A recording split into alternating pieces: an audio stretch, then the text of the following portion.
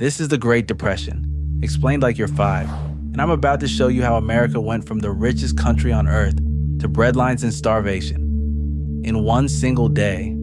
But here's what no one tells you. It wasn't a freak accident. It was a cycle, and we are sitting in that same cycle right now. I'm Alex, and after spending a week digging through Federal Reserve documents, bank collapse records, and congressional testimony from 1929, I realized the Great Depression isn't history. It's a blueprint. By the end of this video, you're going to understand the exact mechanism that turned prosperity into poverty overnight. More importantly, you're going to understand why that same mechanism exists under your economy right now, like a landmine waiting to detonate. And at minute 7, I show you the one sentence that every banker in 1929 said before everything collapsed, and why you're hearing that exact same sentence today. So, if you've ever wondered how an entire country goes bankrupt in 24 hours, stick around. This isn't about learning history. This is about surviving when it repeats. Chapter 1. The Real Cause. Most people think the Great Depression happened because of the stock market crash. Cute theory. Wrong. The crash was just a symptom. The real disease? A mechanism so stupid, so obviously destructive, that we brought it back today with slightly prettier branding. It's called margin loans. Here's how it works, kindergarten style. You want $100 of candy, you have $10. The bank says, cool, we'll lend you $90. You walk out feeling like the candy king until the candy drops in value to $60. The bank freaks out, we need our $90 right now. You don't have $90, you never did. So you sell your candy, but surprise, everyone else is selling too because everyone is getting margin called at the exact same time. Prices collapse. Your candy's now worth $40. You sell it, you pay the bank, and you still owe money you never actually had. That's a margin call. And in 1929, obviously every American's frown was playing this exact game. Not with candy, with stocks. Between 1924 and 1929, you could buy stocks with about 10% down, control $100 with $10. The rest, borrowed. As long as stocks went up, everyone was a genius. When stocks fell, the entire country detonated. Now here's what should chill you. This mechanism exists today. Just with sexier app logos, Robinhood margin, crypto margin trading, portfolio loans, leveraged ETFs, options with more leverage than a medieval catapult. Same game, different costume. Chapter 2. The Party Before the Funeral. To understand the collapse, you need to understand the vibe before it. Imagine waking up in 1922. The war's over, the mustaches are questionable, but the economy?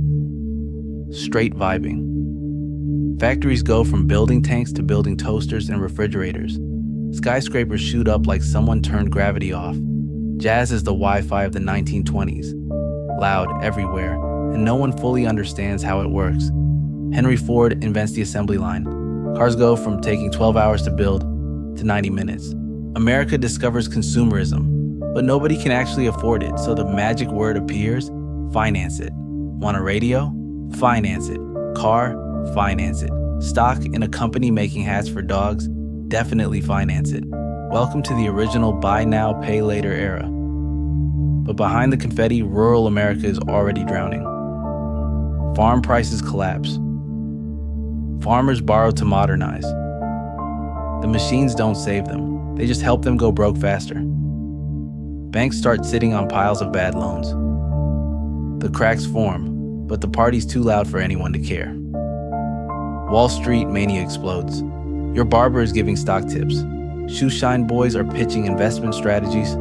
Bellboys are telling Vanderbilts to dump railroads for pencils. Between 1924 and 1929, the Dow quadruples.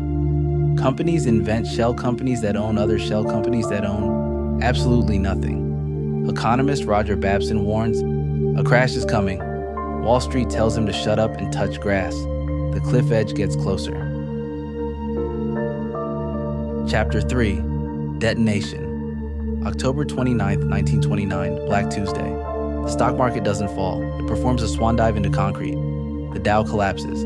Ticker tapes spit out red numbers like they're possessed.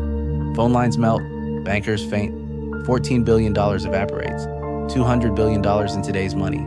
But here's the real killer. Margin calls detonated the country. Everyone bought stocks with 10% down. When prices fell, brokers demanded the other 90%. Immediately, nobody had it, so everyone sold. When everyone sells, prices fall faster. Falling prices trigger more margin calls trigger more selling, a financial death spiral. People were rich on Monday, bankrupt by Thursday, then the banks started collapsing. Those marble floors and brass doors, turns out they were held up by optimism and bad loans. Bank runs spread like fire. Crowds bang on locked doors, screaming for their savings. Your money is completely safe. It was not. America collapses. Europe collapses. Global trade gets cut in half. And while this is happening, the denial begins. Narnia, Chapter 4, the sentence that always appears before a collapse. Newspapers print headlines like, "Market adjusts as investors take profits." Right below photos of men pawning wedding rings for bread. Politicians smile into microphones. Bankers reassure the public. President Hoover goes on radio and says the economy is fundamentally sound. That's the sentence. Every banker in 1929 said it. Bankers said it in 2008. They're saying it today. If you hear fundamentally sound, grab your wallet and run. By 1931, unemployment hits 25%. Breadlines stretch around city blocks. Kids faint in school from hunger. Teachers keep crackers in their desks. America wasn't metaphorically starving. It was literally starving. Dust storms swallow the plains. Families flee. California or bust. Most get the bust. Veterans march for promised bonuses. Congress says no. Hoover says no. The army fires tear gas at them. America looks at itself and doesn't recognize what it sees. The Chapter 5, the fix, that didn't really fix anything. 1933, FDR walks in. The only thing we have to fear is fear itself. Within weeks, he creates jobs, millions of them, planting trees, building roads, constructing bridges. He builds the rules that protect Americans for decades. SEC, glass, Stigall, Social Security. These guardrails work for a while. Then in the 1980s, Wall Street begins tearing them down, slowly, quietly, relentlessly. By 2008, all the guardrails are gone and we get another collapse. Same mechanism, different actors, same consequences. And just like 1929, the people who caused it got rescued. Everyone else got foreclosed on. Chapter 6, the cycle resets. Here's the truth. The Great Depression wasn't a one-time event. It was a cycle. And the cycle is back. Buy now, pay later, Klarna and Affirm, margin loans, Robinhood, speculative nothing burgers disguised as assets, SPACs and meme stocks, holding company nonsense, same game. We didn't learn, we rebranded. Final chapter, what you do now. So what do you do with this information? 1. Understand crashes aren't bugs, they're features. 2. Never trust the people saying everything's fine. Fundamentally sound is the last thing you hear before the floor collapses. 3. Build your own safety net, because when the next crash hits, and it will, the government saves the banks first. Everyone else gets in line. The Great Depression taught America that capitalism without guardrails cannibalizes itself. But it taught the people in power something even darker. You can let the system collapse, watch millions suffer, patch it just enough to keep going, and then return to business as usual. Because the real lesson wasn't don't let this happen again. It was, make sure you're not the one holding the bag when it does.